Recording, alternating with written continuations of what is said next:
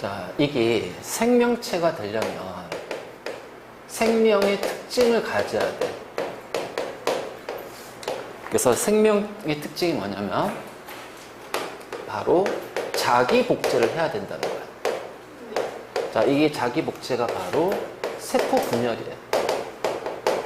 그래서 세포 분열을 통해서 자, 같은 것을 계속, 같은 세포를 계속 만들어야 돼. 세포 분열에서 뭐 생장할 수도 있고, 그 다음에 뭐 이제 여러 가지 있고, 그 다음에 이제 유전이라는 걸 해야 돼. 유전. 그래서 유전은 그 부모의 형질이 자손에게 전달되는, 그래서 그 유전이 되는 과정에서 바로 이제 생식이라는 것을 하게 되겠지. 그래서 생식일 때 생식은 두 가지. 암수의 구별이 없는 모성생식. 자, 그 다음에 암수의 구별이 있는 유성생식. 자, 그래서 바로 이런 식으로 되고, 그랬을 때 우리가 자기 복제하면서 어떤 개체의 크기를 증가시키는 것을 뭐라 하냐면은 체세포 분열이라고. 체세포 분열. 자, 그러면은 유성생식은 바로 뭐냐면 생식세포를 만들어야 되겠지. 그래서 생식세포를 만드는 분열. 자, 이렇게 되는데, 자, 이 유전 정보가 들어가 있는 것. 자, 이 유전이라는 것은 이제 그 부모의 유전 정보. 자, 그것, 유전 정보를 가지고 있는 게 유전자야. 그러니까 유전자를 전달하는 거야. 자, 유전자를 전달해야 돼. 그때 그 전달하는 방식에서 암수 구별이 있는 것이 바로 유성생식이고, 그 유전자가 전달될 때는 어떤 형태로 전달되냐? 바로 염색체 형태로 전달이 된다는 거야. 그래서 이 유성생식 했을 때 바로 요 관계. 그래서 우리 이제 요거를 이제 계속 배울 거란 거지. 자, 그다음, 자, 생명 활동하기 위해서 이제 에너지를 만들어야 되고요. 그 다음에, 자, 어떤, 자, 세포 분열하려면 어떻게, 그 세포를 만들 수 있는 물질을 합성해야 되겠지. 그래서 생명체 내에서 일어나는 모든 반응을, 자, 물질을 분해하거나 물질을 만드는 반응을 물질 대사라고 그래. 그래서 물질 대사를 해야 되고, 그 다음에 외부에서 자극이 오면은 그 자극에 대한 반응을 해야 되고, 자, 자극에 대한 반응은, 자, 우리 이거 요 1학기 때 했었다, 그치? 그리고, 자, 바로 이제 이런 식으로. 그러니까, 이러한 것들이 바로 이제, 그리고 또 하나는 뭐냐면은, 어떤 환경에 대해서, 환경 변화에, 자, 적응을 해야 된다는 거야. 그래서 이 환경 변화에 적응하는 과정이 오랜 기간 동안 반복적으로 일어나게 되면은, 나중에는 이제 진화라는 것을 우리가 하게 되는 거죠. 그래서 생명의 특징이, 생명 현상의 특징이 바로 이러한 특징이야. 자, 거기에서 제일 뭐 다 중요해. 근데 이제 우리는 오늘 여기에서 이제 뭐냐면은 자기 복제를 하기 위해서 뭘 한다? 세포 분열을 합니다. 세포 분열. 그래서 세포 분열은 한 개가 두 개로 나눠지는 거야. 그러니까 이 한 개의 세포가 자, 이렇게 두 개의 세포로 나눠집니다. 그래서 똑같은 세포를 복제하는 거야. 똑같은 세포를 복제했을 때, 자, 원래 있는 얘를 모세포. 자, 부모 세포면, 자, 얘네들 뭐라면은 딸세포라고. 딸세포. 자, 부세포하고 아들세포라고 하지 않고, 왜 모세포, 딸세포일까? 바로 목의 유전. 자, 이게 그래서 목의 사배. 뭐지? 바로 이거지. 그래서 이런 식으로 해가지고, 모세포가 딸세포에서 한 개의 모세포가 두 개의 딸세포로 나누어지는 것을 우리는 세포 분열이다. 그러니까 세포 분열이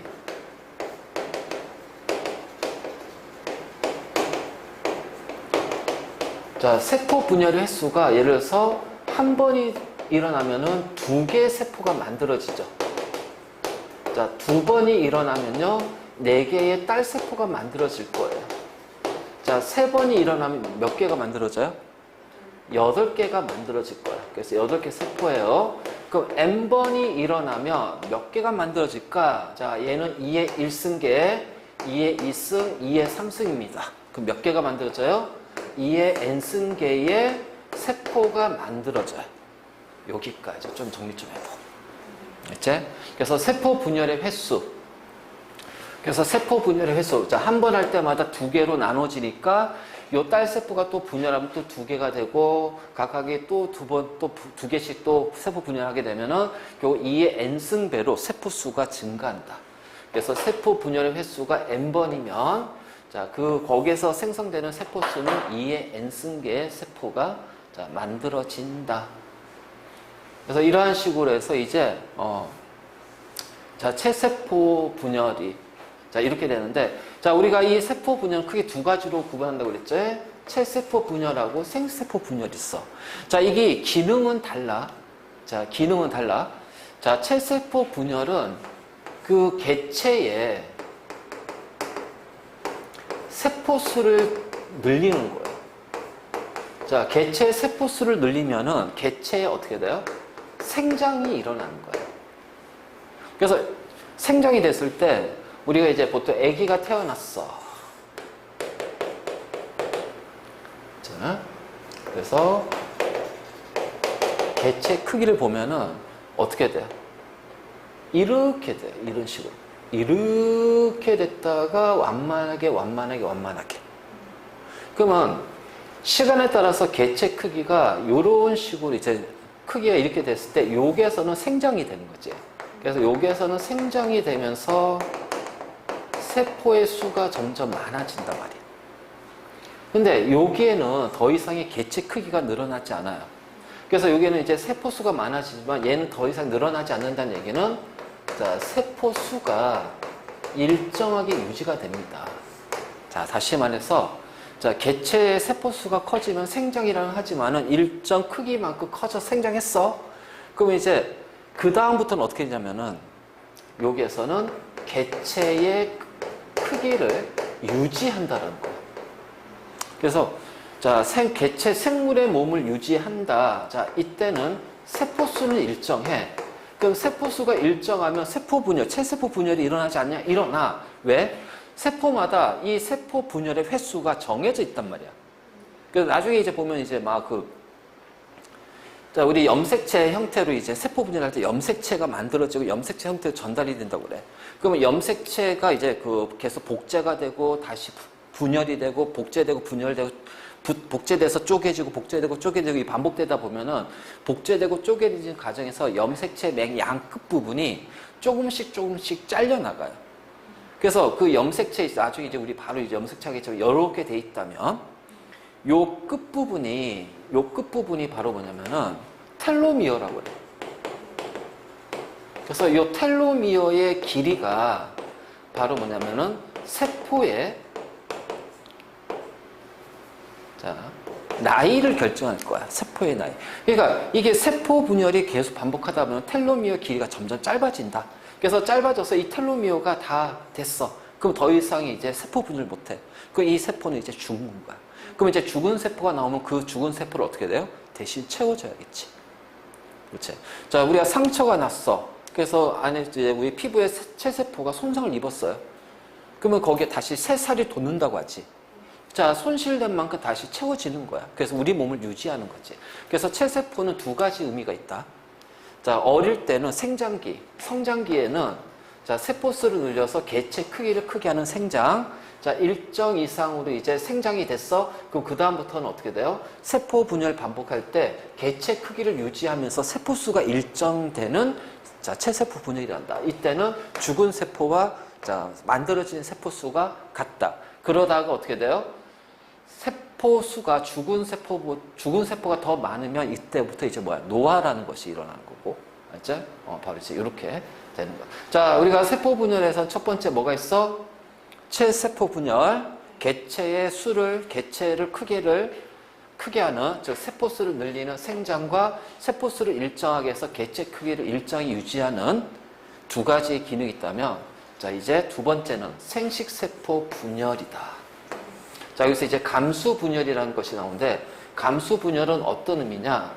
바로 염색체 수가 줄어드는 거야.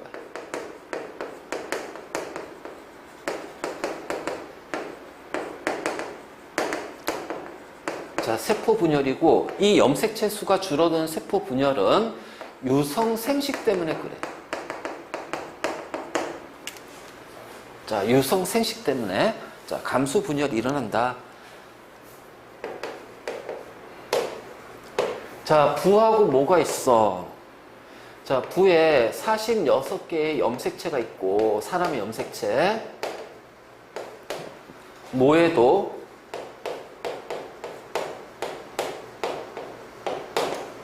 자, 46개 염색체가 있어요.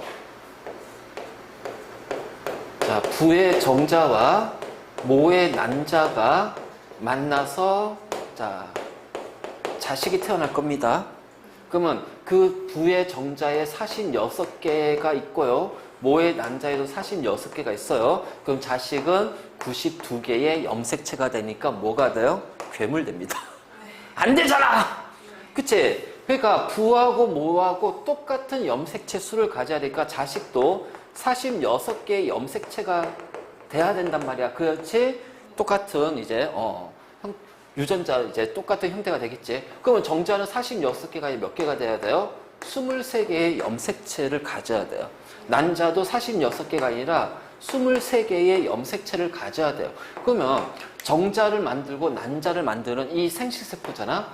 이 생식세포를 만드는 세포 분열은 염색체 수가 어떻게 되냐? 반으로 줄어듭니다. 그래서 염색체 수가 줄어들기 때문에 이걸 뭐라고 그래? 수가 줄어드는 감수 분열이라고 얘기할 거야. 알겠지? 그래서 자, 부와 모와 같은 부모와 같은 염색체 수를 갖기 위해서는 자식이 그 자손이 같은 수의 염색체를 가지려면 그 생식세포에 들어있는 염색체 수는 부와 모의 염색체 수의 반으로 줄어들어야 돼. 그래서 정자와 난자와 같은 생세포를 만드는 이 생세포의 분열은 염색체 수가 줄어든다고 그래서 감수분열. 알지? 감수분열. 자, 이 둘의 형태를 구분을 잘 해줘야 돼. 알지? 그래서 우리가 이런 식으로 해서 이제 세포 분열은 체세포 분열, 생세포 분열 또는 체세포 분열, 감수 분열. 자, 이제 이렇게 나눠지는 거야. 알지? 자, 그러면 자, 이 생세포 분열을 빼고 그냥 우리가 세포 분열할 때 보통 이제 체세포 분열을 기준으로 얘기할게. 자, 왜 우리 생명체는 세포 분열, 정확히 말하면 체세포 분열을 해야 되냐 이 얘기야. 아니 그냥 세포 한 개 크기가 계속 커지면 되지 않냐 이 얘기지. 그렇지? 자, 세포 한 개 크기가 계속 커지면 차라리 그게 낫지 왜 힘들게 분열하냐 이 얘기야. 자, 이거는 이제 여러 가지 배경 지식을 갖게 되면, 자, 우리 그 이제 지구가, 자, 46억 년 전에 지구가 만들어졌어. 그리고 이제 한 40억 년 되면서, 이제 막 그 지구가 이제 그때는 처음에는 이제 계속 소행성이라든가 미행성체들하고 계속 충돌하면서 지구는 뜨거운 마그마의 형태 바다가 됐거든. 그러다가 시간이 지나면서 이제 충돌수가 줄어들어. 그러니까 이제 뜨거운 것이 점점 이제 식으니까 어떻게 돼요? 식으면서 공기 중에 있는 수증기가 비가 되면서 내려요. 그러면서 지각이 이제 어떻게 식겠지. 식으면서 자, 지각이 만들어지고 이 내린 비에 의해서 바다가 만들어지고 그래서 원시 바다의 형태가 되면서 자, 쭉 그러면서 그 바다에서 이제 여러 가지 화학 반응이든 여러 가지 반응이 일어나면서 최초의 생명체가 나타나게 돼. 자, 최초의 생명체는 단세포 생명체고, 알지? 단세포 생명체고, 그 다음에 이 최초의 생명체는 원핵 세포야. 그리고 이 당시에 원시 지구에는 산소가 없어. 자, 산소가 없기 때문에 어떻게 돼요? 무산소호흡을 해요. 자, 무산소호흡이라는 거는 우리가 쉽게 말해서 발효라든가 썩는다는 거야. 그럼 무산소호흡하고 산소를 이용한 유산소호흡, 즉 세포호흡의 가장 큰 차이는 뭐냐? 얻을 수 있는 에너지 차이야. 자, 이 무산소호흡은 얻어지는 에너지가 굉장히 작다라는 거예요. 에너지가 작아요. 그럼 에너지가 작기 때문에 자, 계속 단세포 형태로 가다가 자, 어느 순간 약 30억 년쯤 되면서 자, 최초에 뭐가 만들어지냐면 광합성을 하는 세균이 나타나. 우리가 얘를 자, 남세균 또는 남조류라고 그래. 그러니까 광합성하는 세균이 나타나니까 어떻게 될까요? 산소가 점점 많아집니다. 자, 그 산소가 많아지니까 이 산소를 이용해서 뭐를 해요? 유산소 호흡을 해요. 그 무산소 호흡하고 유산소 호흡의 차이는 뭐야? 산소를 이용하기 때문에 자, 얻어지는 에너지가 많아져요.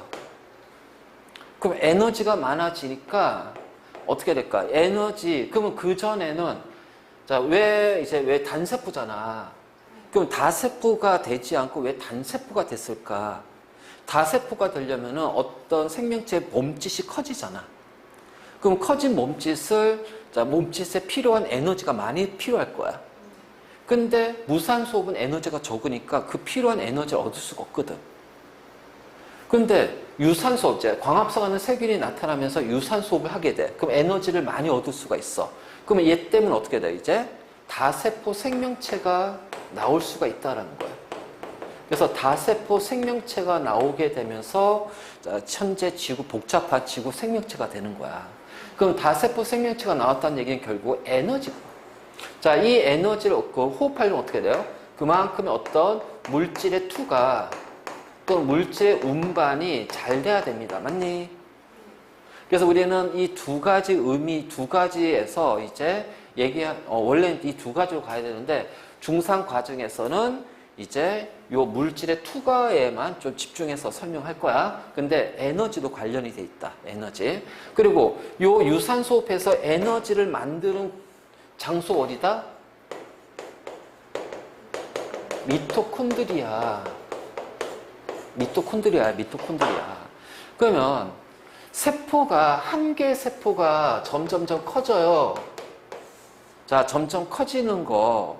자, 한 개의 세포예요. 자, 한 개의 세포의 크기가 커지는 것과 자, 이 세포의 수가 많아지는 거의 차이는 뭘까라는 거죠. 이 둘의 차이는 자, 일단 에너지 측면에서는 한 개니까 어떻게 돼? 미토콘드리아가 한 개 있겠지. 그치? 그러니까 에너지를 만들 수 있는 양이 제한이 된단 말이야. 그러니까 계속해서 무한정 커질 수는 없다라는 거야. 그래서 미토콘드리아 수가 자, 그냥 한 개로 고정이 되니까 결국은 에너지가 제한이 돼버려요. 근데 세포수를 늘려요. 그럼 미토콘드리아 수가 어떻게 돼요? 많아지잖아. 그러니까 미토콘드리아 수가 많아지니까 생성되는 에너지도 많아지는 거야. 그래서 이렇게 다세포 생명체가 되는 거야. 이렇게 세포수를 늘려서 다세포 생명체가 되는 이유가 바로 요게 해당한다.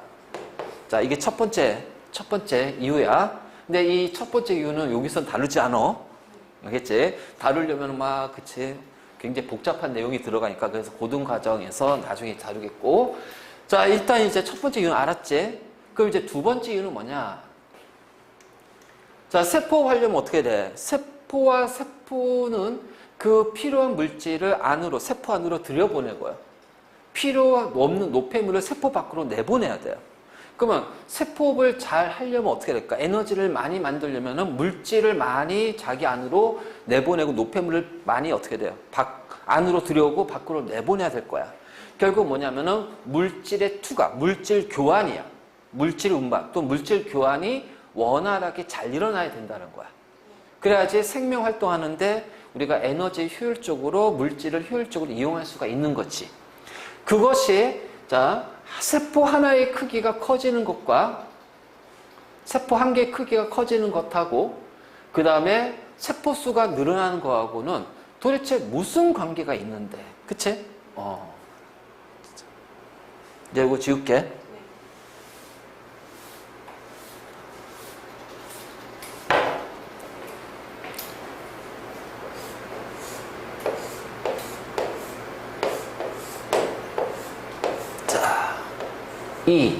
이 2cm, 2cm, 2cm짜리 합시다.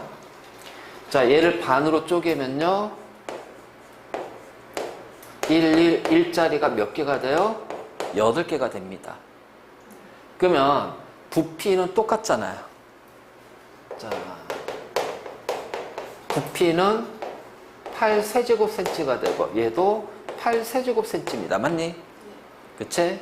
그러니까 같은 부피일 때 커다란 한 개와 작은 것에 8개가 있을 때 부피는 똑같아. 그러니까 어떤 개체 크기가 똑같다고 했을 때 한 개의 세포로 이루어진 것과 8개의 세포로 이루어졌을 때 어떤 차이가 날까? 자, 표면적 보자. 자, 2 곱하기 2가 몇 개 있어? 6면이 있죠? 그러니까 어떻게 돼요? 24 제곱센치입니다. 자, 표면적 볼게요. 1 곱하기 1이 6면인데 얘가 총 몇 개 있어요? 8개가 있어요. 자, 48 제곱센치예요. 다시 말해서 같은 부피에서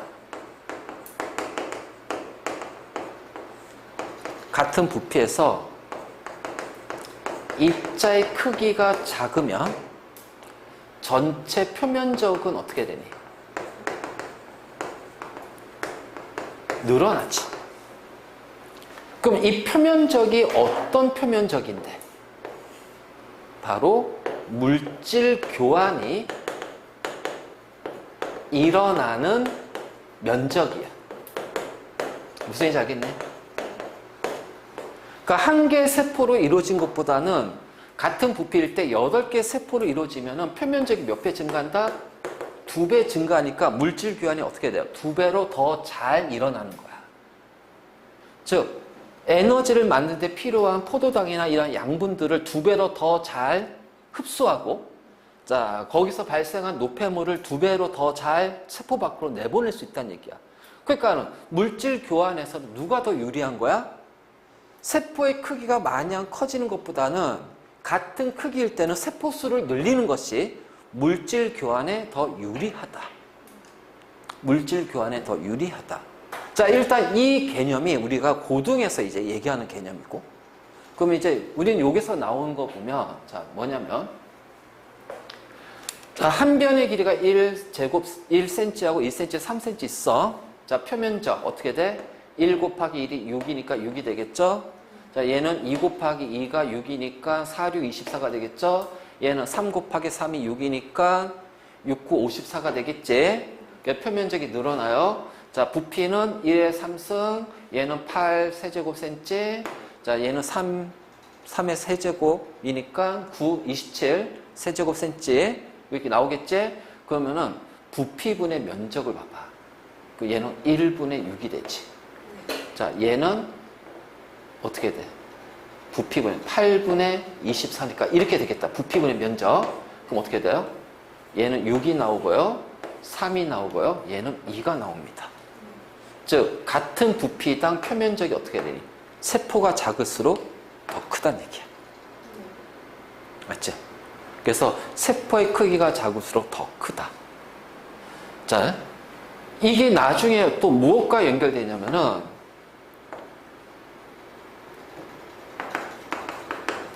부피가 작을수록 같은 부피당 표면적이 커집니다. 사막지역, 자, 북극지역, 그 사는 동물들 보면 북극지역에 사는 동물들은 전체적으로 몸짓이 어떻게 돼요? 크다는 거예요. 자, 몸짓이 크면 같은 부피당 표면적이 작으니까 열이 빠져나가는 것이 어떻게 될까요? 줄어들어요. 그래서 열의 발산이 줄어들어요. 체온 유지에 좋아요. 근데 사막 지역은 자, 몸짓이 상대적으로 작아요. 왜? 몸짓이 작기 때문에, 부피가 작기 때문에 같은 부피당 표면적이 커지니까 어떻게 돼? 열이 빠져나가는 것이 더 잘 일어나요. 체온 조절에 유리하다는 거예요. 자, 이렇게도 연결이 된다. 알지? 그래서 자, 왜 세포 분열이 일어나냐? 세포 한 개 크기가 마냥 커질 수는 없다. 그래서 같은 부피일 때는 세포 수를 늘려야 어떻게 돼? 같은 부피당 표면적이 커지기 때문에. 알지? 그래서 자, 세포가 클수록 부피에 대한 표면적의 비가 작아지니까 물질 교환이 불리해. 그래서 부피가 작아져야 표면적이 커지니까 그만큼의 물질 교환이 잘 일어난다. 그래서 세포 분열이 일어나고 세포 수를 늘려야 된다. 세포 수를 늘려야 된다. 자, 됐습니까? 그렇지? 바로 이 얘기야, 이 얘기. 그래서 요 개념, 요게 두 가지 개념으로 어차피 결과는 똑같아요. 같은 부피당이 되는 거예요. 같은 부피당. 자, 이해됐니? 그래. 자, 그럼 이제 우리가 체세포 분열하든 감수 분열, 생세포 분열하든 지금부터 이제 용어적인 것들 기본적으로 이제 본격 들어갈 건데 야, 여기까지. 세포 분열을 한다는 얘기는 부와 모의 유전자가, 그러니까 이제 정확히 말하면 이제 세포 분열한다는 얘기는 그 세포하고 똑같이 복제가 되는 거예요. 똑같이 복제. 그러면 우리가 이제 그 세포의 유전 정보가 이제 그 DNA에 들어가 이제 DNA 이렇게 이제 나선 가닥으로 되어 있어. 이런 식으로. 자, 그럼 이제 얘가 어떻게 돼야 되냐면 복제가 돼야 돼. 그래서 우리가 이 DNA가 이제 복제가 되고, 그 복제가 될 때, 자, 요 두 개 가닥이니까 여기에서 이렇게 복제되겠죠. 그렇지? 자, 또 하나는 요 가닥에서 어떻게 돼요? 요렇게 복제가 될 거예요. 그래서 이런 식으로 이제 DNA가 복제가 되면 이 복제된 DNA는 다시 어떻게 돼? 분리가 돼야 돼. 그래서 딸세포로 들어가야겠지. 그러니까 지금 이제 이런 형태로 되어 있는 것이 이제 이렇게 DNA가 복제가 될 거야. 그럼 이제 딸세포로 해서 각각 이제 두 개로 나눠져서 들어가야겠지. 그러면은 원래 이제 얘하고 얘가 분리가 되는 거야. 그래서 분리되니까 요렇게 있을 거라는 거지. 요렇게. 그리고 자, 그 다음에 이제 어떻게 돼? 얘하고 얘가 분리됐고, 그 다음에 이제 복제된 얘가 요게 이렇게 오는 거야. 그리고 얘가 다시 요렇게 오는 거야. 알지? 그러니까 이런 식으로. 그래서 DNA가 복제가 된 다음에 DNA가 분리가 되면서 각각의 딸세포로 들어갈 거야.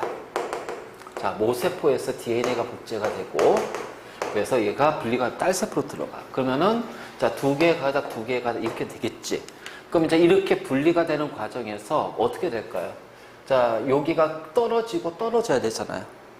그럼 요 과정에서 뭐가 생기냐? 분리되는 과정에서 DNA에 결손이 생겨버려. 즉, 다시 말해서 DNA에 손상이 발생이 돼버린다는 얘기야. 자, DNA는 유전 정보를 가지고 있는 부분이기 때문에 자, 이 DNA의 결손, 자, DNA 손상이 나타나면 돼요, 안 돼요? 안 되잖아요. 유전 정보가 자, 어떻게 돼? 파괴된 채 일부가 그치 망가진 채 전달되니까. 그러니까 요렇게 이제 그 유전 정보를 전달하지 않는다는 얘기야. 자, 그래서 어떤 식으로 이 DNA는 이게 펼쳐졌으니까 이게 접촉된 면적이 넓어버리면 어떻게 돼요? 떼어낼 때, 그치? 손실이 되니까 얘가 DNA가 뭉친단 말이지. 그래서 얘네들이 어떤 형태가 되냐면 뭉치는 형태로 바뀌어버려요. 그것이 바로 뭐냐면 염색체예요. 알지? 자, 그것이 바로 염색체. 그래서 요 DNA가 뭉쳐버린다. 그 뭉친 것을 우리는 염색체라고 얘기할 거야. 알지? 자, 그림 가지고서 바로 설명할게. 자, 자.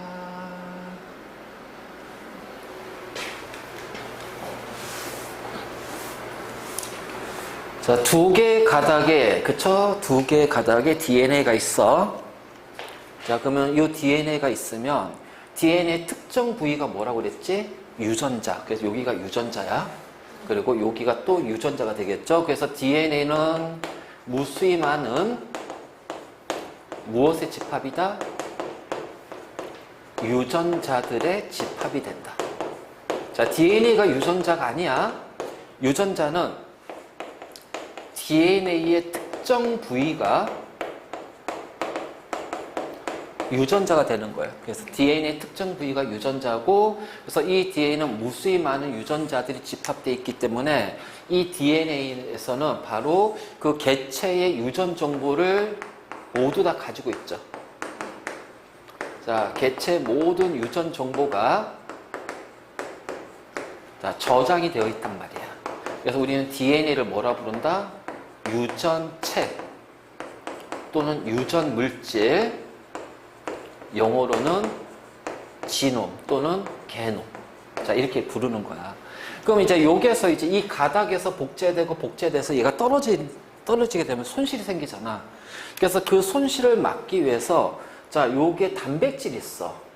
자, 이 단백질 바로 이제 구처럼 생긴 거야. 히스톤 단백질이라고 해. 히스톤. 자, 히스톤이란 단백질 있으면 얘네들이 어떤 식의 돼버리냐면 요 히스톤 단백질이 이렇게 뭉쳐.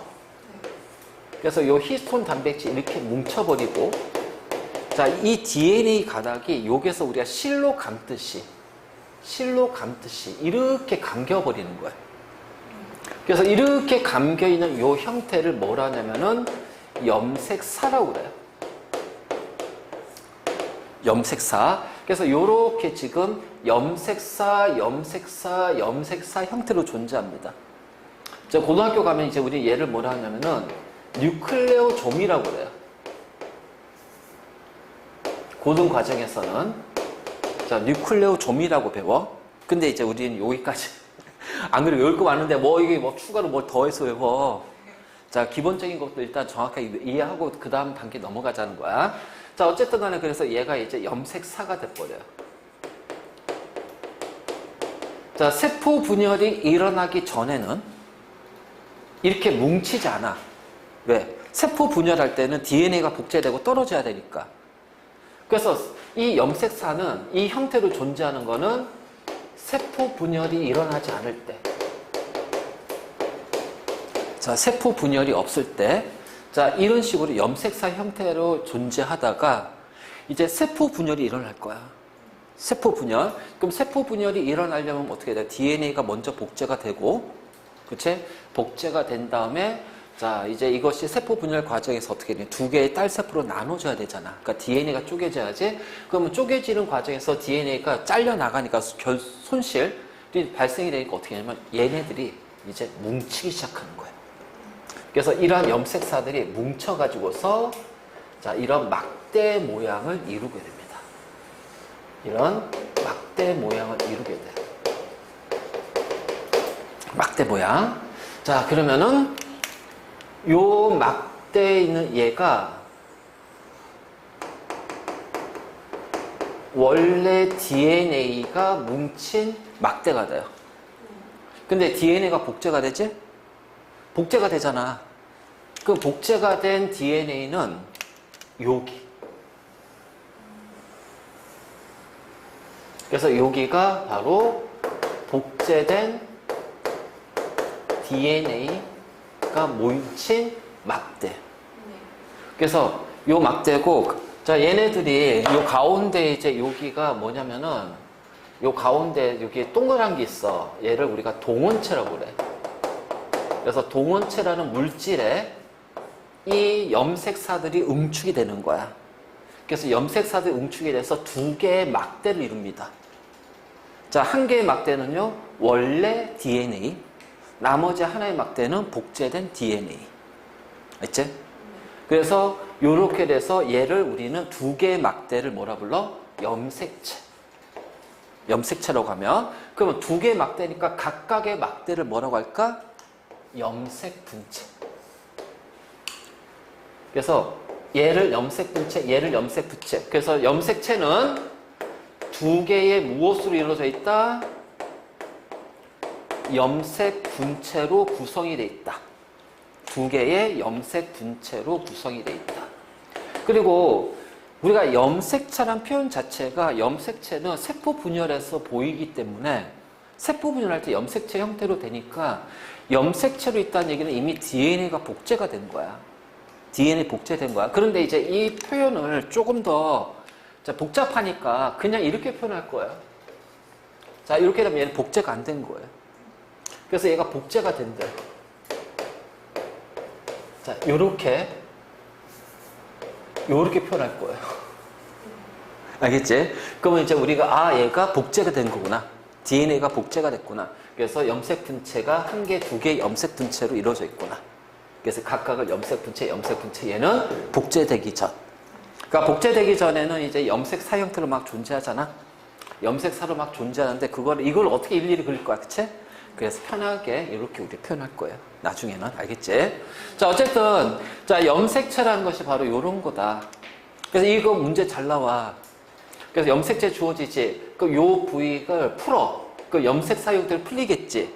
그래서 이 염색사는 히스톤이라는 단백질이 뭉쳤을 때 DNA가 감겨져 있는 형태를 염색사라고 그래. 그럼 요 감겨져 있는 요 DNA 있지. 그럼 DNA를 다시 어떻게 쭉 해서 풀어봐. 그럼 어떻게 돼? 두 개 이중 나선 가닥으로 이렇게 쭉 나오겠지. 그 중에서 그 가닥에서 특정 부위 이렇게 표현했어. 그 요 특정 부위가 뭐다? 유전자, 진.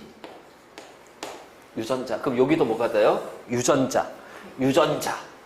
이걸 묶어서 통으로 DNA 이렇게 표현할 거야. 네. 자, 이해됐어? 자, 그래서 이 그림을 먼저 이해한 다음에 다시 보면 자, DNA 유전 정보를 저장하고 있는 집합체, 무수히 많은 유전자들의 집합체가 뭐다? DNA. 그래서 DNA는 뭐라 부른다? 유전 물질 또는 유전체라고 한다. 자, 유전 물질, 유전체라는 표현은 중등 과정에서는 다루진 않아. 자, 하지만 자, 어차피 연결되는 개념에 이건 좀 알아두는 게 좋고, 자, DNA는 무수히 많은 유전자들의 집합체예요.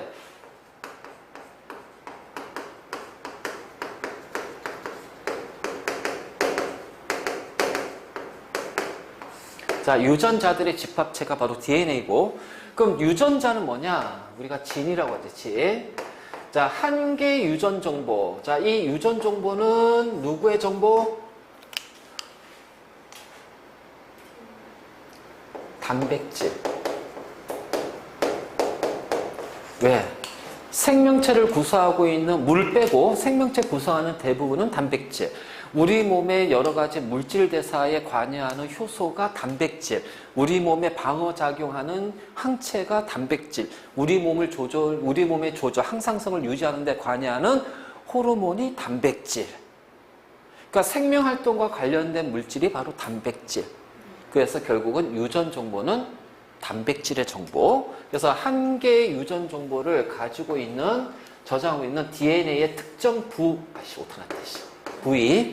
그래서 절편이라고, 절편. DNA 조각, 단편, 절편.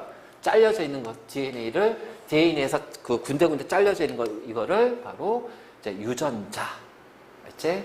그래서 한 개의 DNA에는 한 개의 유전자가 존재합니다. 그렇죠? 근데 이제 세포 분열이 되면 두 개 딸 세포로 나눠줘야 되니까, 자, 이게 DNA가 복제가 되잖아. 근데 이 복제되면서 DNA 양이 2배로 늘어나요.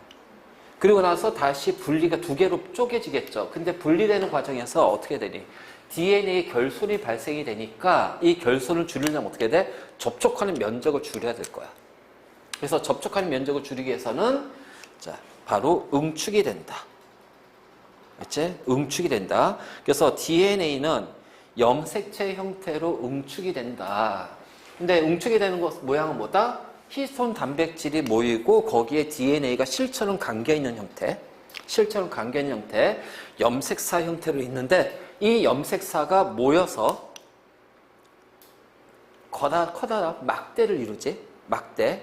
그래서 요렇게 되면 자, 요렇게 막대를 이룰 겁니다. 요렇게 막대. 이거 뒤집어도 상관없어요. 그래서 이런 막대를 이루면 하나는 원래 DNA, 나머지 하나는 뭐다? 복제. 얘는 복제된 거. 자, 내가 이거 강조하는 이유 있어. 나중에 유전할 때. 자, 여기하고 여기가 유전자가 어떻게 될까요?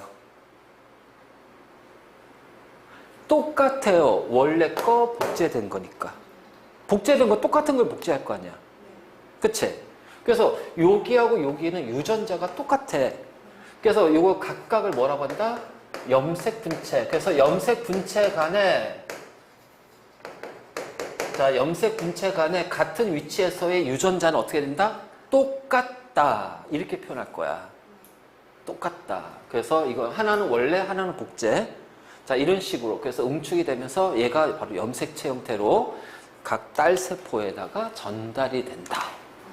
그치? 그 다음에 이제 세포 분열이 일어나지 않을 때는 히스톤 단백질이 모여있는 곳에서 DNA가 이렇게 실처럼 감겨져 있는 염색사의 형태로 존재합니다. 염색사 형태로. 아까 그림 보고 확인했죠? 그래서 얘네들이 이제 염색사가 응축이 되면서 자, 염색체 덩어리 막대 모양을 이루죠. 그래서 염색체는 막대 모양이야. 막대 모양. 이 막대 모양은 동원체. 여기 동글뱅이 동원체. 나중에 이 동원체가 무엇하고 연결되냐면은 이렇게 해서 세포 분열할 때 방추사라는 실의 형태가 나와. 그래서 방추사하고 연결이 되면서 얘가 잡아당기면 이게 뚝하니 분리가 되는 거야. 그러니까 요 전체가 딱 떨어진 게 아니라 여기만 딱 분리가 되는 거지. 그러니까 손실이 줄어들지, 결손이. 자, 이래서 이 각각은 뭐라고 한다? 염색 분체, 얘도 염색 분체. 그래서 두 개의 염색 분체로 이루어져 있다. 그래서 두 개의 염색 분체가 있으면 각각의 염색 분체는 서로 유전 정보가 어떻게 돼요? 똑같다. 왜? 하나는 복제가 된 거니까. 자, 이해됐니? 자, 바로. 그래서 이 세포 분열에서는 일단 제일 먼저 DNA는 어떤 형태로? 분열할 때는 염색체의 형태로 응축이 돼서. 왜? 손실, DNA의 손실을 줄이기 위해서. 그렇죠? 바로 이제 이렇게 우리가 표현할 수가 있고. 자, 이제 사람의 염색체야. 사람의 염색체.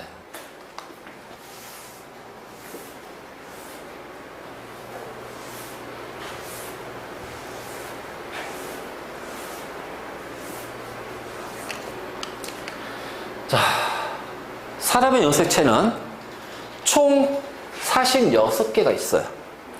46개인데 두 개씩 쌍을 이루고 있어. 그럼 총 몇 쌍이 되니? 23쌍이 되겠죠? 23쌍. 자, 23쌍의 상동 염색체가 존재한답니다. 자, 이 상동 염색체 의미를 잘 보면, 자, 상동 염색체는 크기와 모양이 같은 두 개의 염색체를 상동 염색체라고 한다. 그렇죠? 자, 크기와 모양이 같은 두 개의 염색체. 자, 상동 염색체고, 만약 세포 분열이 없다면요, 요렇게 표현할 거예요. 자, 이거는 이제 세포 분열이 일어나지 않을 때, 그러니까 분열 전에는, 자, 요렇게 표현할 겁니다. 근데, 자, 분열이 일어나면 어떻게 되니? DNA가 복제되니까 우리가 요렇게 표현할 거란 말이야. 알지? 자, 크기와 모양이 같은 한 개, 두 개. 상동. 크기와 모양이 같은 한 개, 두 개. 이거를 우리가 각각 상동이라고 그래. 각각. 각각을 상동. 그래서 여기에, 자, 그래서 크기와 모양이 같은 두 개가 있지? 그래서 얘를 묶어서 상동 염색체. 얘를 묶어서 상동 염색체. 자, 이렇게 이제 표현할 거야. 그래서 이런 식으로 해서 이제 두 개, 크기와 모양이 같은 두 개의 염색체를 상동 염색체라고 그래. 그렇지? 아니야. 얘네들이 염색 분체고 얘는 염색체야. 분열 전, 복제가 안 됐을 때. DNA 복제가 안 됐을 때는 원래 모양, 원래 거 이렇게 돼 있단 말이야. 근데 얘는 이제 복제가 된 거잖아. 분열할 때는. 복제가 됐으니까 이 하나는 복제된 거야, 이거. 자, 얘는 복제가 된 거야. 얘가 복제가 된 거라고. 그러니까 이 그림이 되게 헷갈려. 그래서 이렇게 주어지잖아. 이렇게 주어지잖아. 그러니까 이게 서로 연결이 안 됐잖아. 그러면은 한 개, 두 개야. 그래서 한 쌍이야. 자, 얘도 봐봐. 연결이 안 됐잖아. 얘랑 연결이 안 됐지. 그럼 한 개, 두 개에서 뭐야? 한 쌍이야. 그럼 차이는 뭐냐? 얘는 염색 분체가 하나씩 더 있지. 이게 바로 뭐야? 복제된 거예요. 그러니까 얘는 세포 분열을 할 때 염색체 모양이에요. 자, 얘는 세포 분열을 하지 않을 때는 복제가 안 됐으니까 염색체 모양이 이렇게 돼요. 그래서 이런 식으로 우리가 표현하는 거야. 그치? 자, 그래서 염색체, 때 상동 염색체는 크기와 모양이 같은 두 개의 염색체. 그래서 얘도 상동이고 얘도 상동이다. 자, 둘의 차이는 뭐다? 얘는 복제가 안 된 거고 얘는 복제가 된 거야.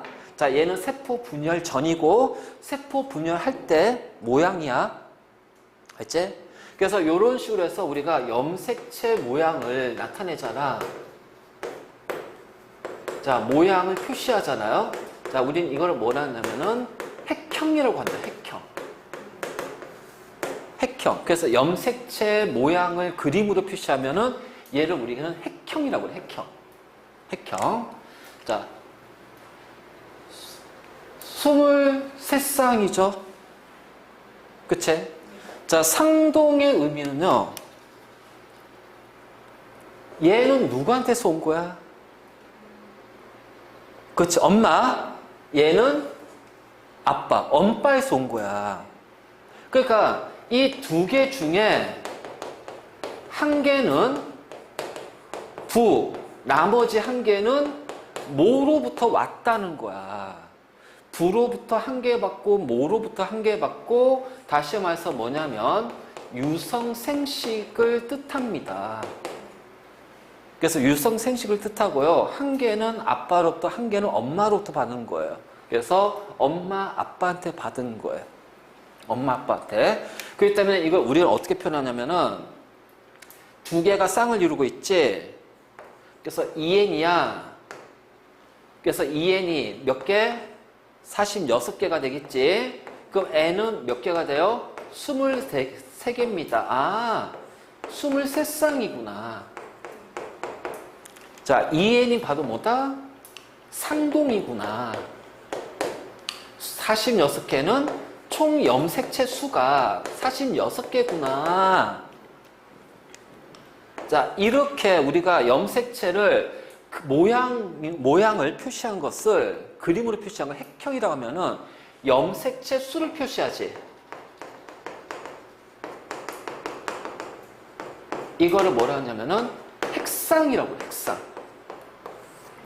염색체 모양은 핵형, 염색체 수는 핵상. 그래서 2에는 46, 이건 핵상.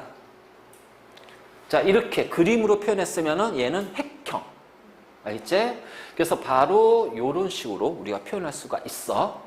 그래서 크기와 모양이 같은 두 개의 염색체를 뭐라 부른다? 상동 염색체. 그래서 염색체 그림 이렇게 돼 있으면 한 개씩 있으면은 한 개, 두 개인데 얘가 분체가 한 개야. 얘는 복제전, 분열전. 자, 한 개, 두 개인데 염색 분체가 두 개씩 있어. 얘는 복제가 된 거니까 세포 분열 중. 알지? 그래서 이렇게 그림으로 표현한 것을 핵형. 자, 그 다음에 두 개가 쌍을 이루고 있으니까 2n이 46. 그럼 n은 23개. 즉 23쌍이라는 얘기고요. 그럼 n 중에 요게 2n이니까 n 플러스 n이죠. n은 아빠로부터, 나머지 n은 엄마로부터. 그래서 얘가 2n이면은 n개는 아빠로부터, n개는 엄마로부터 이렇게 되는 거야. 알겠지? 그래서 이런 식으로 그래서 2n은 46 이거를 염색체 수를 표시한 것을 뭐라고 그래? 핵상. 핵상이라고 한다. 자, 이것이 바로 상동이고, 상동 염색체는 결국 뭘 뜻하냐? 유성생식을 뜻합니다. 유성생식이에요. 알겠죠? 자, 그러면 우리가 상동 염색체 이렇게 주어졌잖아. 그치? 그러면은 자, 요 상동 염색체에서 같은 위치 있지? 자, 요런 식으로 같은 위치가 있을 거야. 자, 요 같은 위치에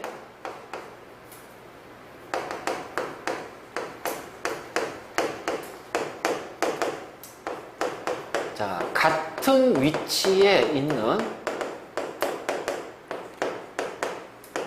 유전자를 뭐라 하냐면은 대립 유전자라고 해요. 자, 상동 염색체 간에 같은 위치에 놓여 있는 유전자를 대립 유전자라고 해요. 자, 이게 어떤 거냐면 같은 위치에 있다라는 건 뭘 뜻하냐면은 어떤 우리가 이제 그 개체가 갖는 특징 있잖아. 그 개체의 형질을 결정할 거야. 자, 그 형질을 결정하는 대립되는 유전자라는 거야. 이게 무슨 뜻이지?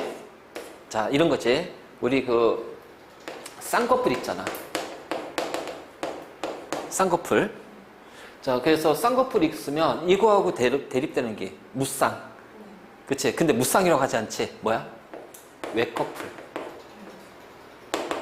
그러면 같은 눈의 위치에서 자, 서로 대립되는 형질을 결정하는 것이 쌍꺼풀, 외꺼풀이에요. 그러면 쌍꺼풀을 일으키는 유전자가 있을 거고요. 외꺼풀을 일으키는 유전자가 있을 거예요. 그 쌍꺼풀과 외꺼풀의 유전자가 여기에 놓여진대. 같은 위치에. 그래서 같은 위치면서 우리는 이 눈꺼풀에 이게 한 겹이냐, 무겹이냐, 쌍겹으로 돼 있냐, 겹이 있냐, 없냐. 그래서 이걸 결정하는, 즉, 같은 위치에서 개체 형질을 결정하는 서로 대립되는 유전자. 이거를 대립 유전자라고 해요. 맞지? 그래서 만약 여기가 쌍꺼풀이야, 둘 다. 그러면은 무조건 얘는 쌍꺼풀입니다. 외꺼풀이면요, 무조건 외꺼풀이에요. 근데 여기가 쌍꺼풀이고 외꺼풀이에요. 그럼 쌍꺼풀이 나올 수도 있고요. 반은 아니고 쌍꺼풀이 나올 수도 있고 외꺼풀이 나올 수도 있겠지. 만약 쌍꺼풀이 나오면 쌍꺼풀과 외꺼풀이 있는데 누가 나타났어? 쌍꺼풀이 나타났지. 그 쌍꺼풀이 어떻게 돼? 외꺼풀보다 더 우수하다는 거야. 그래서 이걸 우성이라고 그래. 그 외꺼풀은 뭐다? 열성이라고 그래. 그래서 우리 멘델의 유전 법칙이 나오는 거야. 우열의 법칙. 바로 이제 그런 거 계속 뒤에 나오는 거야. 그래서 용어를 잘해야 돼. 용어가 되게 어려워. 그래서 개체 형질을 결정하는 대립되는 유전자. 자, 바로 이제 이거죠. 그러면 다시 봐요. 자, 우리는 지금 이렇게 표현했고요. 만약 이렇게 됐으면 지금 뭐야? 하나는 복제된 거지? 그래서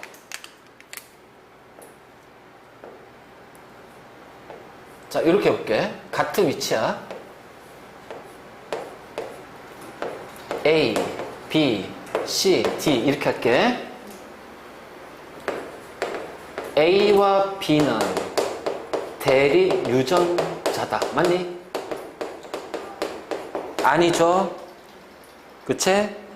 자, A와 C는 대립 유전자다. 이러면 어떻게 돼요? 맞죠? 자, B와 C는 대립 유전자 맞죠? 알지? 자, 그러면 A와 B는 유전자가 같다. 이러면 어떻게 돼? 맞죠? 자, A와 C는 유전자가 같다 하면요, 틀려요. 같을 수도 있어요, 다를 수도 있어요. 알지? 그러니까 바로 요 관계. 그래서 요렇게는 대립관계야. 알죠? 요렇게는 대립관계가 아닙니다. 그래서 염색 분체끼리는 대립관계가 아니라 같은 유전자야. 같은 유전자. 왜? 하나가 복제된 거거든. B는 A의 복제, D는 C의 복제가 되니까 복제된 거라서. 그래서 바로 요 관계가 됐다. 알겠지? 그래서 바로 이제 요렇게 우리가 이제 표현할 거야. 자, 그래서 염색체 표현하는 방법이고, 자, 그 염색체에서 이제 우리가 상동이라는 표현이 나왔기 때문에 하나는 아빠로부터 하나는 엄마로부터 받았단 말이지. 그래서 아빠한테 받고 엄마한테 받았어. 그러니까 결국은 하나가 아빠, 엄마니까 이 둘은, 그러니까 아빠하고 엄마한테 받았으니까 유전자가 같을 수도 있고 다를 수도 있다는 거지. 그렇잖아. 아빠가 무슨 형이지? 혈액형이? 엄마는? A, 너는? O형이잖아. 그치? 그러면 만약 여기가, 자, A형은 A하고 O라는 유전자가 있어요. 그러면 만약 A고 O라면 넌 A형이에요. O고 A도 A형이에요. A면 A형이에요. 근데 너는 아빠한테 O를 받고요, 엄마한테 O를 받은 거야. 그래서 O형이야. 내가 그래. 그래서 나도 O형이야. 우리 와이프가 A형이야. 그래, 우리 집 애들은 다 A형이야. 엄마한테 다 A만 받은 거지. 바로 이런 거지, 이런 거. 그래서 이건 뒤에 이제 우리 혈액형 유전과 관련된 거지. 바로 이런 것들. 그러니까 여기는 같을 수도 있고요, 다를 수도 있다는 거 꼭 기억하고. 이제 자, 그 다음에 우리가 이제 이 염색체 상동 염색체잖아. 이제 여기 지울게.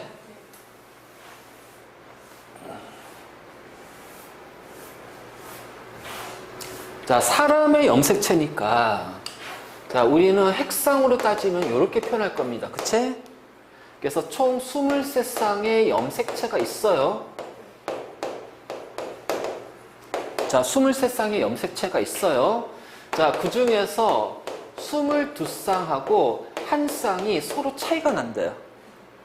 자, 이 22쌍은 성 구별과 무관한 거야. 자, 한 쌍은 그러니까 성 구별이라기보다는 성의 결정이라고 하자. 결정하지 않아요. 자, 나머지 한 쌍이 성의 결정을 담당하는 염색체예요. 알지? 그래서 요 한 쌍의 성의 결정하는 염색체를 우리는 뭐라 하냐면은 성염색체라고 부른다. 그래서 X, Y. 그래서 X는 여성을 결정하는 성염색체, Y는 남성을 결정하는 성염색체. 자, 얘네들은요, 크기와 모양이 약간 달라요. 그러면은 이 성염색체는 상동염색체가 된다, 안 된다? 아니야, 조심해야 돼. 그래도 삼동염색체이다. 왜? 상동의 의미가 뭐라고 그랬어? 정의는 이거잖아. 크기와 모양이 같은 두 개의 염색체지만 하나는 누구한테 받아야 돼? 엄마. 하나는 엄빠잖아. 성 결정은 또 엄빠잖아. 그 엄마한테 받고 아빠한테 받기 때문에, 그래서 엄마한테 X 받고 아빠한테 X 받으면, 자, 여성이 되고요. 자, XY면요, 남성입니다. 그러니까 엄마는 XX 있고요, 아빠는 XY가 있는 거예요. 그래서 엄마한테 X 받았고, 엄마는 무조건 X밖에 못 주겠지? X밖에 못 주겠지? 근데 아빠가 X 주면 딸이 태어나는 거고, 아빠가 Y 주면 어떻게 되니? 아들이 태어나는 거야. 그러니까는 하나는 엄마, 하나는 아빠거든. 상동이거든, 상동. 그래서 이 성형색체는 모양이 약간 달라. 모양 크기가 달라. 그런데 얘를 우리는 상동이라고 그래. 알지? 그래서 상동 염색체는, 자, 상동 염색체는 성염색체, 한 쌍의 성염색체와 22쌍의 얘는 성을 결정하지 않지.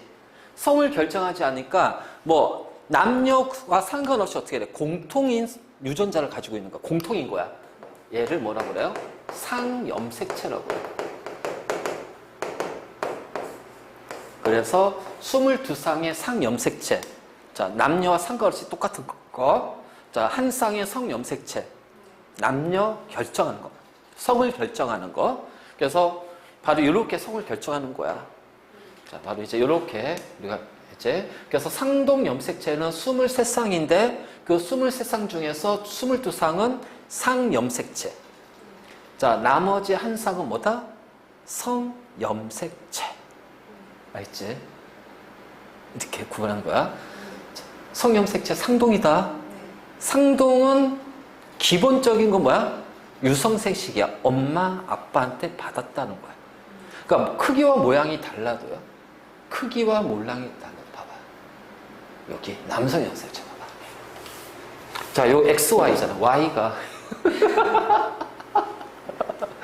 완전 다르잖아. 그럼 여기는 같잖아. 그럼 얘는 상동이고 얘는 상동 아니니? 둘 다 상동이야. 그러니까 나머지는 크기와 모양이 같거든. 이렇게 크기 모양이 같거든. 근데 성염색체에서 X하고 Y는 다르단 말이야. 그래서 다르기 때문에 이제 바로 이제 이렇게 우리가 표현해. 그러면 이제 염색체를 1번부터 23번까지, 여기 마지막이 이제 23번이죠. 23번째. 자, 이런 식으로 보는데, 뭐야, 이거 염색체 모양을 나타냈네? 그럼 이거는 핵상이다, 핵형이다? 핵형. 그래서 우리는 이렇게 표현한 것을 뭐냐면은 핵형 분석이라고 그래. 자, 이거를 핵형 분석한다고 그래. 그래서 핵형 분석은, 자, 이게 이제 크기와 모양이 같은 거를 다 골라. 왜냐면 우리가 세포를 관찰하면 이제 이게 막 이제 염색체가 막 다양하게 있을 거 아니야, 섞여 있을 거 아니야. 그럼 같은 크기를 가지고 있는, 같은 크기와 모양 같은 것을 묶어. 두 개씩 묶은 다음에, 자, 1번부터 23번까지 하는데, 자, 1번부터 22번까지는 상염색체죠. 그치? 그래서 여기는 상염색체이기 때문에 상염색체는 어떤 식으로 배열하냐면 크기가 큰 것부터 1번, 그 다음에 큰 거를 2번, 제일 큰 것이 1번, 그 다음 큰 거 2번, 그 다음에 3번, 4번, 5번 이런 식으로 크기가 점점 어떻게 되니? 작아진단 말이에요. 그래서 크기가 큰 거부터 하고, 그리고 마지막에는 뭐다? 23번째는 성염색체야. 그래서 여기가 바로 성염색체입니다. 그래서 XX 없어도요? 같네? XX. XY가 없어도 뭐야? 다르네? XY. 딸이네? 아들이네? 이렇게 되는 거지. 근데 마지막 크기는 안 주는 거예요? 왜냐면 이거는 이제 이게 상이고 얘는 성이잖아. 그래서 성염색체를 마지막에, 왜냐면 얘는 한 쌍밖에 없으니까. 그래서 이게 굳이 사람의 핵형이 아니라 뭐 침팬지나 다른 것의 핵형이 막 주어졌어. 다른 동물. 그럼 순서가 다르겠지. 자, 종마다 이제 염색체 수가 다를 수 있잖아. 같기도 하고, 종이 달라도 염색체 수가 같을 수도 있어. 근데 다른 게 조금 더 많으니까. 그래서 이렇게 됐을 때, 그러면 뭐냐, 맨 마지막 무조건 뭐야? 성염색체. 그래서, 얘가 암수가 뭐냐? 남자냐, 여자냐? 암컷이냐, 수컷이냐? 이걸 이제 우리가 마지막. 그래서 항상 마지막은 뭐다? 성염색체다. 마지막은 성염색체다. 그래서 상염색체는 크기가 큰 것부터 배열하는 거야. 그래서 먼저 같은 크기, 같은 모양의 염색체를 쌍으로 두 개씩 묶어놓고 가장 큰 것부터 1번 해서, 자, 그래서 1번부터 22번까지는 어떻게 돼? 크기가 작아지는 순서. 그리고 나서 그 다음에 마지막에는 크기와 상관없이 성염색체. 크기와 상관없이 성염색체. 자, 이렇게 딱 놓고, 그래서 이렇게 딱 정해놔야 이제 나중에, 여기가 하나가 더 있네? 염색체 수가 잘못됐네? 막 이런 식으로, 여기 하나가 폈어? 여기 하나가 폈어? 그래서 여기 하나가 폈어? 이게 뭐야? X니까 여성인데 X 하나가 폈지? 그러니까 여성성이 조금 부족한, 자, 이러한 증후군이 나올 거란 말이에요. 바로 이제 이런 거죠. 그리고 자, 여기가 X가 하나 더 있어요. 3개네? 그러니까 XY니까 남자지만 X가 하나 더 있어요. 그 남성인데 여성성이 더 강해. 자, 이런 증후군들. 그래서 막 이제 이런 것들이 이제 우리가 핵형 분석을 통해서 판단하는 거지. 그래서 핵형 분석을 통해서 염색체 모양 이상이라든가 왜냐면 얘네들이 같은 모양이라고 했잖아. 근데 여기 15번째가 여기가 짧아졌어. 그럼 여기가 어떻게 돼? 잘려나간 거야. 그럼 여기는 염색체 모양이 잘못됐으니까 요게 때문에 돌연변이가 나올 거라는 거지. 이거를 우리가 이제 판단을 하는 거지. 그래서 핵형 분석을 통해서 염색체 수, 염색체 모양을 우리가 보고 염색체 수의 이상이냐, 염색체 모양 이상이 생겼냐, 이런 것도 우리가 판단할 수가 있다. 판단할 수 있다. 그래서 바로 이제 이런 것들. 그래서 이렇게. 그래서 지금 X니까 엄마한테는 22개 플러스 X, 그치? 아빠한테도 22개 플러스 X. 하지만 얘는 남성이니까 엄마한테는 22개 플러스 X, 아빠한테는 22개 플러스 Y를 물려받았다. 그렇지. 이렇게 되는 거지. 자. 그 다음 이제 요거 좀 잘 봐야 돼. 요 두 번째, 이제 문제에서 이런 것들 이제 조심해야 된다. 자, 몇 가지 염색체 수를 했어요? 사람 46개지? 그렇지? 자, 개는 78개야. 그 염색체 수가 많다고 하등한가? 열등한가? 아니야. 염색체 수하고 상관없어. 그리고 여기 하나 빠졌지만은, 자, 염색체 수가 같은 것도 있어. 서로 다른 종인데도.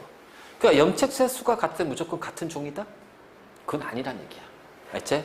그래서 체세포에 들어있는 염색체 수와 모양은 생물종에 따라 다르고요. 알지? 생물종에 따라 다르고요. 자, 같은 종이라면 염색체 수는 모두 어떻게 돼야 돼? 같아야 되겠지. 사람이면 무조건 46개. 만약 사람인데 47개야. 그럼 뭐야? 그렇지. 돌연변이. 그러니까 뭔가 그 수 이상에 의한 돌연변이에서 여러 가지 뭐 유전병, 질환을 앓을 거란 얘기야. 뭐. 그래서 다운 증후군, 터너 증후군, 클라이페터 증후군, 막 이런 식의 여러 가지 증후군을 겪을 거란 얘기야. 알지? 자, 그러면 염색체 수가 같다고 해서 모두 같은 종은 아니야. 알죠? 종이 달라도 염색체 수는 같을 수 있어요. 그 다음에 고등생물일수록 염색체가 많다. 염색체가 많다는 얘기는 유전자가 많으니까 고등생물일수록 염색체가 많다. 그건 아니란 얘기지. 그치? 개가 사람보다 고등하진 않잖아. 그치? 바로 그런 거지. 자, 침팬지가 사람보다 고등 동물은 아니잖아요. 그러니까 이런 건 아니란 얘기지. 그러니까 이런 것들은 좀 조심하자. 그치? 염색체 수가 응. 같다고 같은 종은 아닌데 같은 종은 염색체 수가 같은 거. 그렇지. 그래서 같은 종은 염색체 수가 같은 거야. 그래서 같은 염색체라 하더라도 염색체 수가 같아도 같은 종인지 다른지 확인하는 방법은 획형 분석. 그러니까 수는 같아도 염색체 크기나 모양이 다 차이가 날 거 아니야. 예를 들어서 1번 염색체 크기나 모양이 다를 거고 2번 염색체 크기도 모양 다를 거고 만약 성염색체 크기나 모양도 다를 것이고 만약 같으면 어떻게 돼? 이종 간에 교배가 일어날 수 있거든. 그 말이 안 되잖아. 그치? 바로 이제 그런 것들이 있죠. 그러니까 바로 이것 때문에 그래서 우리가 이제 나중에 진화가 반복이 되면 새로운 종이 나온다고 하잖아. 그럼 우리가 얘가 서로 다른 종이다라고 했을 때 그것의 종을 구분하는 가장 큰 기준이 뭔 줄 알아? 같은 종이면 새끼를 낳을 수 있어. 자손을 낳을 수가 있어. 근데 종이 다르잖아요. 생식이 안 돼요. 그러니까는 자손을 낳을 수가 없어요. 자손을 낳을 수가 없어. 바로 그것 때문에. 그래서 있잖아, 봐봐. 우리가 주라기 공원, 자, 호박이라는 옛날 호박 화석에서 모기가 있었어. 자, 모기 피해서 DNA를 추출해. 그럼 그 DNA를 추출해가지고서 얘 가지고 공룡을 만들어. 자, 이게 현실성이 있다, 없다? 없다. 왜?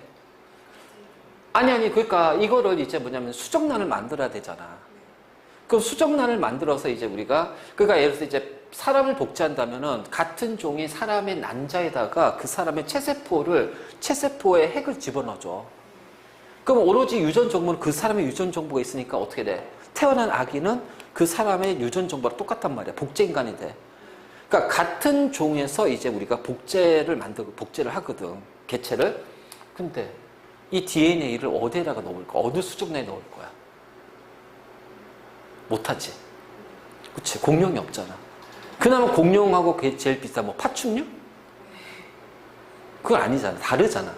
그러니까 이게 그러한 것들이지. 그러한 것들. 그래서 파충류라도 종이 다르잖아요. 포유류라도 다 같은 종이냐? 그건 아니거든. 자, 바로 그런 거란 말이야. 그래서 이러한 것들이야. 그래서 우리가 이제 매머드라고 하죠. 매머드 화석이 나왔어. 그러면 이거는 이제 우리가 매머드를 똑같은 매머드의 그 코끼리 조상이 매머드지만 이게 서로 다른 종이잖아. 그래서 똑같이 코끼리 난자에서 매머드의 DNA를 집어넣었을 때 매머드가 태어나냐? 이게 발생이 안 돼요. 자, 이게 수정란, 뒤에 우리 바로 이제 발생 배울 거야, 발생 배우면 어떻게 돼? 수정이 됐어. 얘네 세포 분열하면서 세포 수가 많아진단 말이야. 그래서 이렇게 해서 상실기, 낭배기, 포배기, 세포 분열기 있거든. 세포 분열이 몇 번 일어났냐? 그래서 아까 N승기 할 때 이게 적용될 거야. 그래서 이런 식으로 해서 포배기에 해당하는 세포 분열이 일어났어. 그럼 얘가 쭉 자궁벽에 딱 붙어. 착상하면서 이제 요 자리가 이제 귀, 머리, 심장, 손, 발, 이렇게 된단 말이야. 그래서 발생이라는 게 기관들이 만들어지는 거예요. 그게 발생인데 이게 안 일어나요. 종이 다르면. 발생이 안 일어난단 말이에요. 그렇기 때문에 자, 그런 것들이죠. 그래서 염색체 수가 같다고 해서 같은 종은 아니야. 핵형 분석을 해야지. 똑같은 46개야? 그러면 다르거든. 그러니까는 이게 다르기 때문에 만약 염색체 똑같은 1번 자리, 12번 자리, 13번 자리, 20번 자리, 21번 여기 그 자리에서 이게 모양이나 크기가 다르다는 거야. 그렇기 때문에 이걸 통해서 이제 구분한 거지. 그래서 핵형 분석이라는 거를 얘기를 해주는 거예요. 그리고 핵형 분석 그림은 나오잖아요, 이렇게. 이제 이렇게 나오니까. 그래서 일단은 오늘